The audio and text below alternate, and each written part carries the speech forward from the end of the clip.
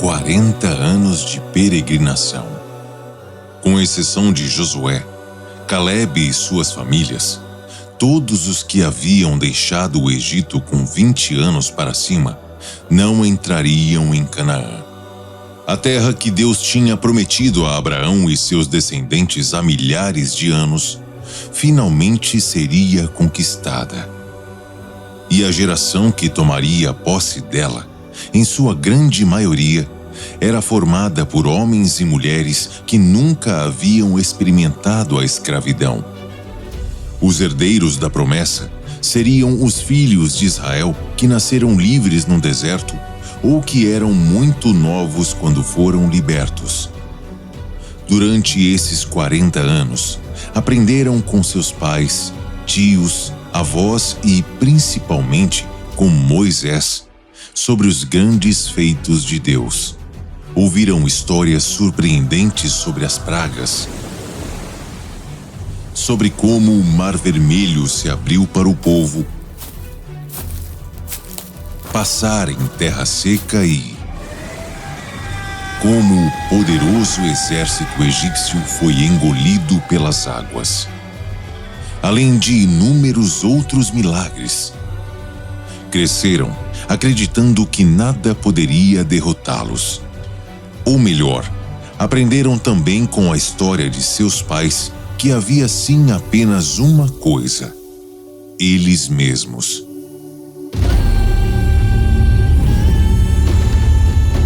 Este é o podcast Bible Plus, e você está ouvindo o terceiro e último episódio de Números, o feiticeiro Balaão.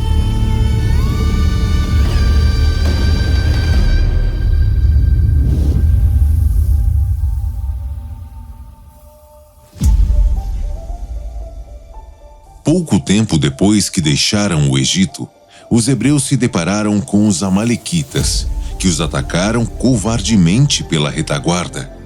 Se você não ouviu essa história ou gostaria de relembrar como tudo aconteceu, volte ao episódio 7 de Êxodo e escute. Naquela época, os filhos de Israel tinham experiência em cultivar a terra e pastorear rebanhos, não em lutar com armas. Mesmo assim, graças ao clamor de Moisés a Deus, foram vitoriosos.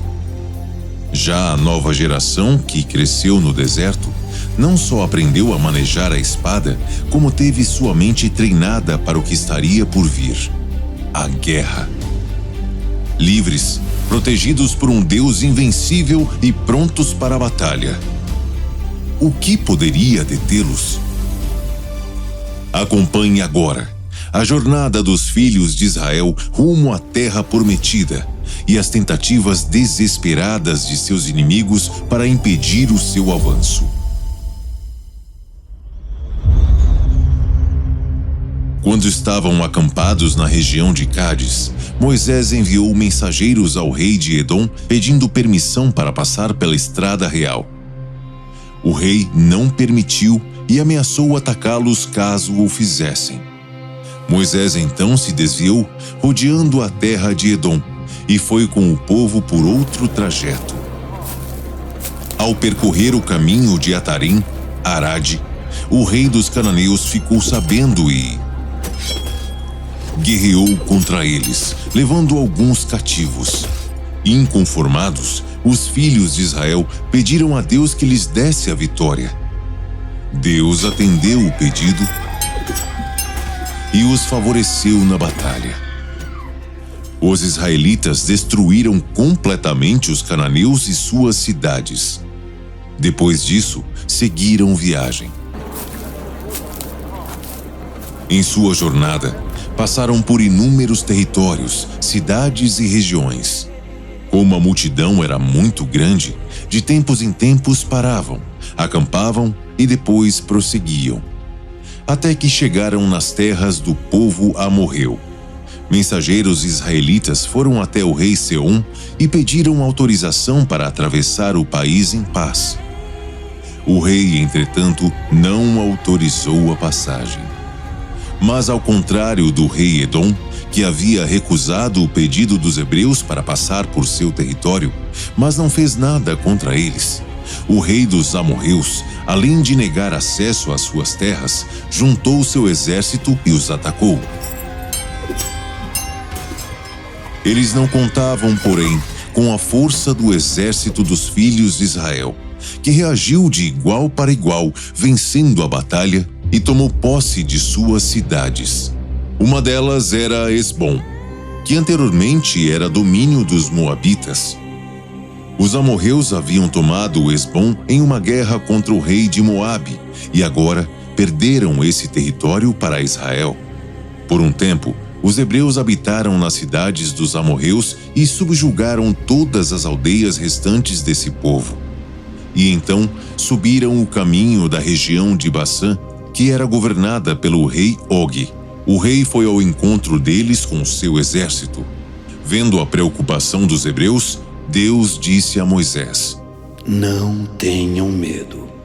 Do mesmo jeito que os filhos de Israel fizeram com o rei dos amorreus, farão também agora. Eu entregarei Bassã em suas mãos.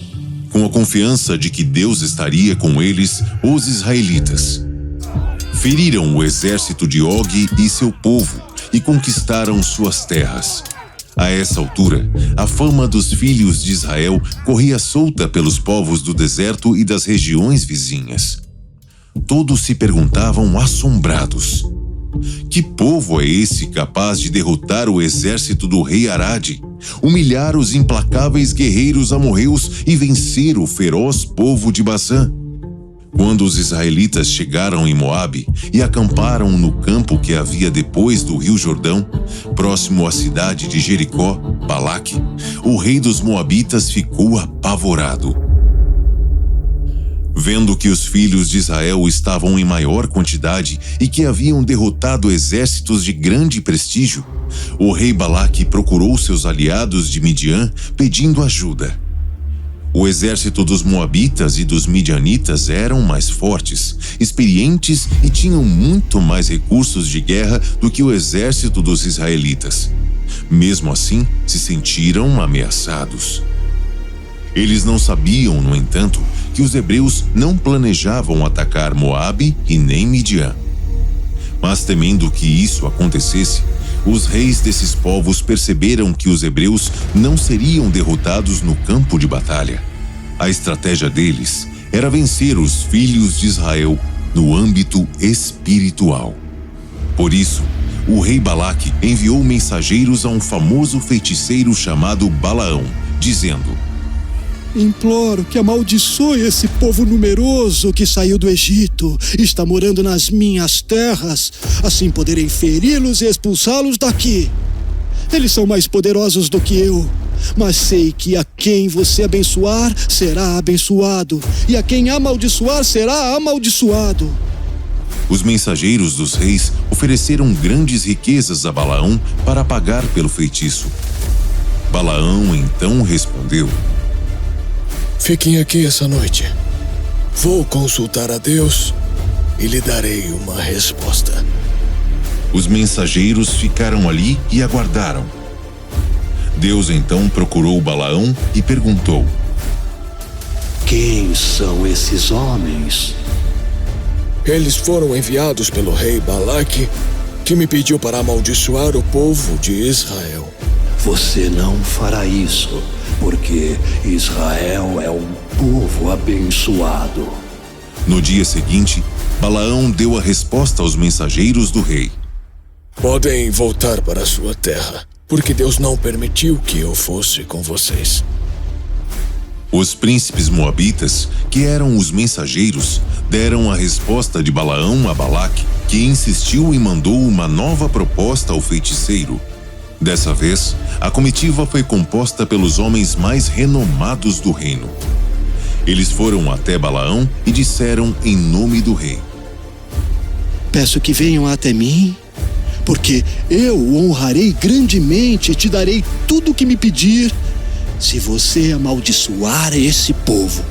Balaão, no entanto, respondeu: Ainda que o rei me desse toda a prata e o ouro do seu palácio, eu não poderia fazer coisa alguma contra as ordens do Senhor, meu Deus. Balaão era um profeta e sabia como acessar o mundo espiritual. O feiticeiro não servia o Deus de Israel, mas Deus se revelou a Balaão para cumprir o seu propósito. Balaão se referiu a ele como Senhor meu Deus, mas isso de fato não era verdade. O feiticeiro servia a deuses pagãos, mas queria impressionar os moabitas. Ele também temia fazer algo que provocasse a ira de Deus. Mesmo assim, não mandou os mensageiros embora. Fiquem aqui comigo essa noite para eu saber o que mais o Senhor me dirá. Deus já tinha dito para Balaão não ir com eles, mas ao ver que o feiticeiro insistia em não seguir sua ordem, apareceu naquela noite e falou: Acompanhe aqueles homens que vieram te buscar, porém, faça somente o que eu disser. Balaão não percebeu que Deus tinha desaprovado sua atitude. Acreditando ter obtido permissão para ir, Balaão levantou cedo, montou em sua jumenta e seguiu viagem com os príncipes mensageiros. Os príncipes foram mais adiante e Balaão o seguia mais atrás. Vendo que Balaão tinha partido, Deus ficou irado. Ele então enviou um anjo que apareceu no caminho. Ao ver o anjo ali parado com uma espada desembainhada na mão, a jumenta se assustou e se desviou, indo pelo campo. Balaão não viu o anjo e por isso não entendeu por que a jumenta tinha se desviado. Irritado, ele bateu na jumenta para que ela voltasse para o caminho. Por mais 2 vezes, a jumenta se desviou, tentando escapar do anjo que não a deixava passar. E por mais 2 vezes, Balaão a espancou. Foi quando Deus fez com que o animal falasse. A jumenta então perguntou a Balaão como se fosse humana: O que eu te fiz para me espancar desse jeito? Você está zombando de mim. Se eu tivesse uma espada agora, te mataria. Balaão estava tão furioso que não percebeu que falava com um animal. A conversa entre eles continuou e a jumenta se defendeu. Durante toda a sua vida viajou comigo. Por acaso alguma vez eu me desviei do caminho? Nesse momento, Deus fez os olhos de Balaão enxergarem o anjo que estava ali, diante dele e do animal. Imagine o espanto do feiticeiro. Na mesma hora, ele se prostrou com o rosto em terra. O anjo então disse ao feiticeiro que ele poderia ter morrido, pois o seu caminho era perverso diante de Deus. Balaão ficou com medo e perguntou se ele deveria voltar para casa. O anjo lhe deu permissão para seguir em frente, desde que ele falasse somente o que Deus mandasse. Balaão concordou e se dirigiu para a região de Moabe. Quando chegou lá, o rei Balaque foi ao seu encontro animado. Mas Balaão já foi logo avisando: A palavra que Deus colocar na minha boca, eu falarei.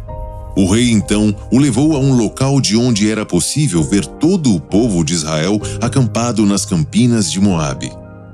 Sob a inspiração de Deus, ele disse: Como posso amaldiçoar a quem Deus não amaldiçoa? Balaão continuou abençoando os filhos de Israel de acordo com as palavras que Deus lhe dava. O rei dos Moabitas ficou indignado e o levou para outro lugar, insistindo que o feiticeiro amaldiçoasse o povo. Pela 2ª vez, a mesma coisa aconteceu. Balaão falava o que ouvia. Deus não é homem para que minta, nem filho de homem para que se arrependa. Balaão continuou proferindo bênçãos aos hebreus, uma atrás da outra, deixando Balaque desolado. O rei então pediu: Se não pode amaldiçoar o povo, pelo menos não o abençoe. Por fim, Balaque levou Balaão para o alto do Peor, de onde ele avistou o deserto e as 12 tribos de Israel acampadas.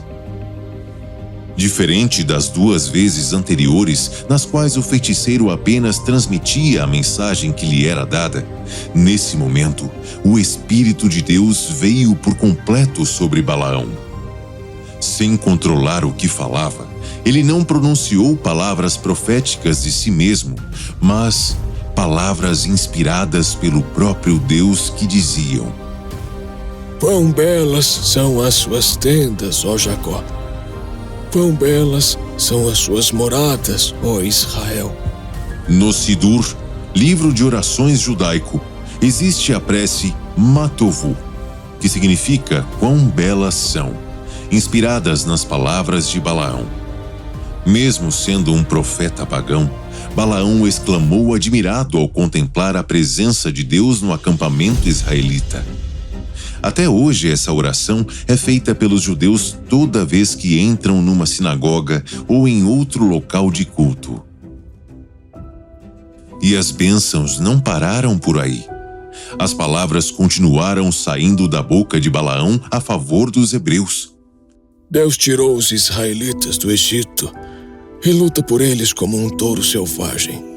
Eles irão devorar as nações inimigas, quebrar os ossos dos seus soldados e matá-los com as suas flechas.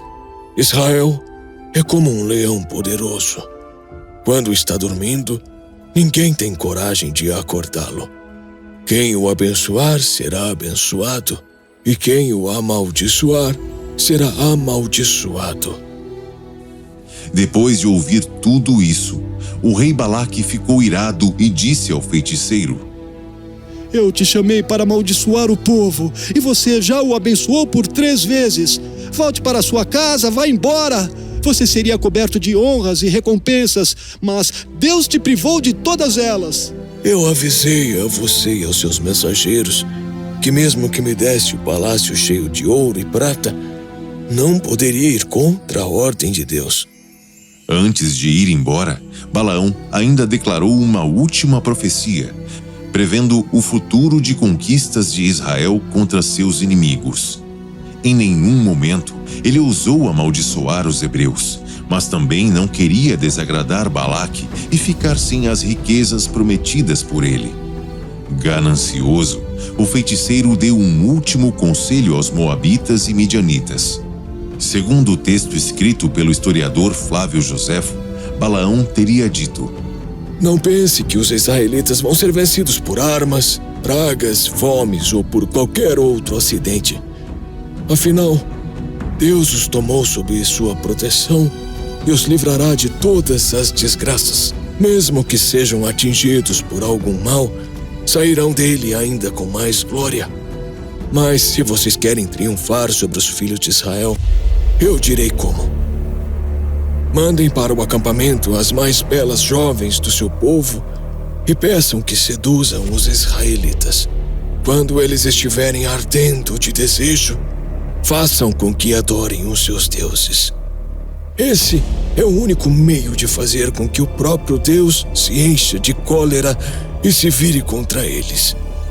Os midianitas e moabitas ouviram o conselho do feiticeiro e rapidamente o colocaram em prática. Eles enviaram lindas sacerdotisas pagãs para atrair os rapazes. Essas mulheres prestavam cultos a Baal Peor, e um dos principais rituais de adoração a esse deus se dava através de relações íntimas.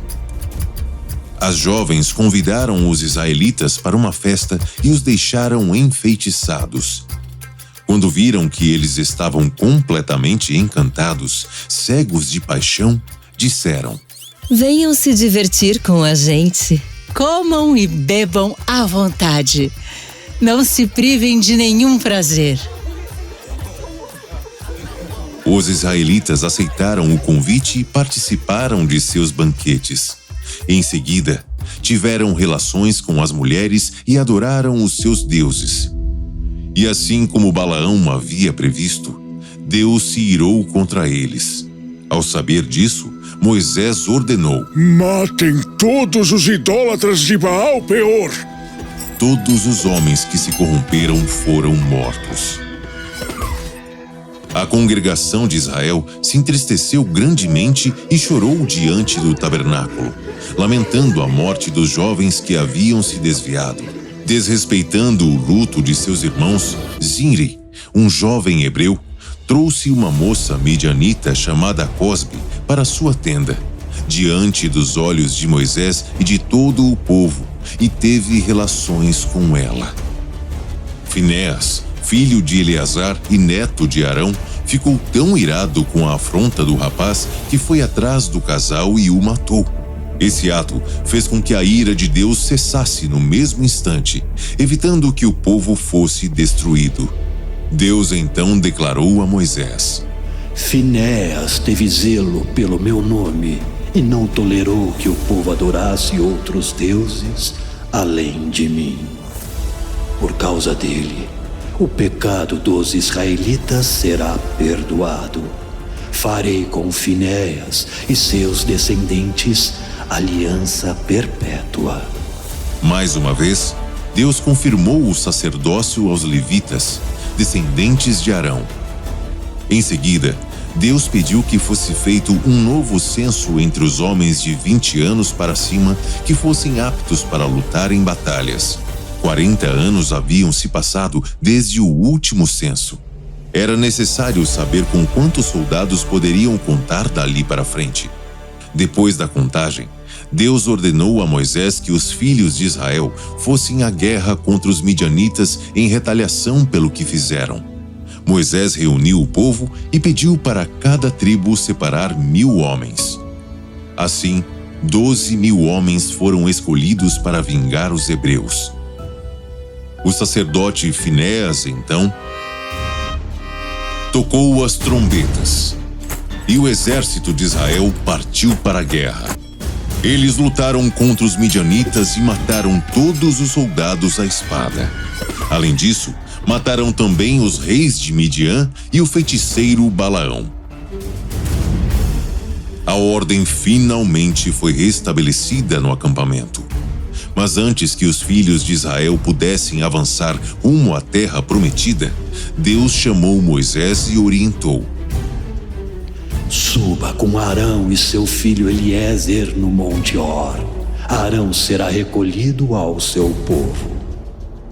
Seguindo as orientações de Deus, Moisés subiu com o irmão e o sobrinho.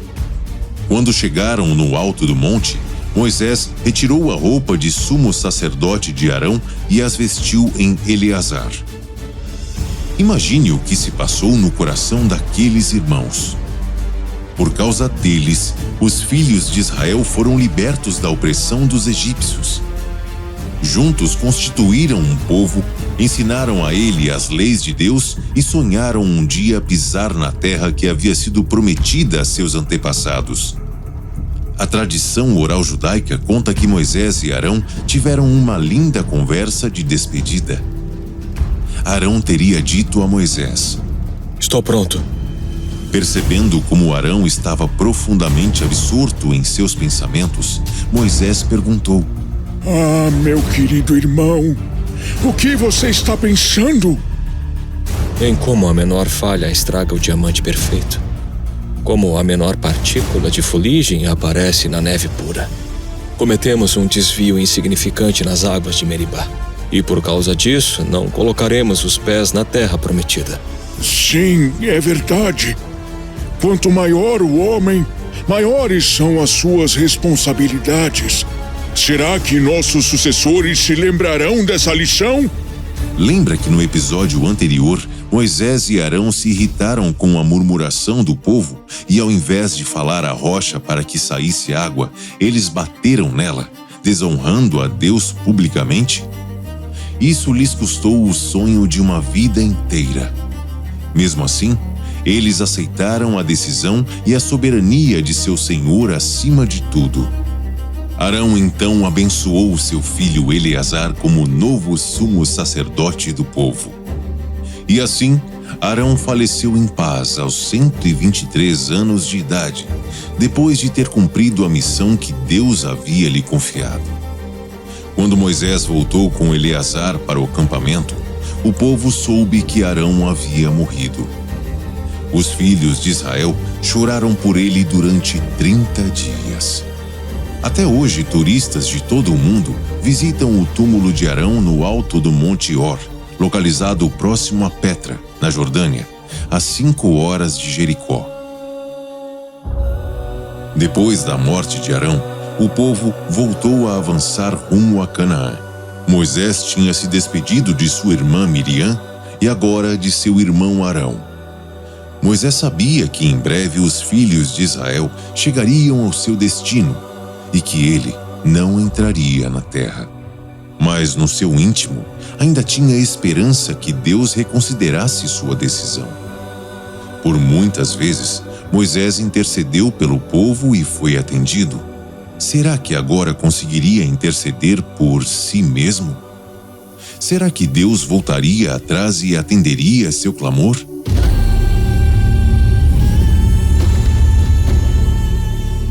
Acompanhe esse emocionante desfecho no próximo episódio de Deuteronômio, o último livro do Pentateuco.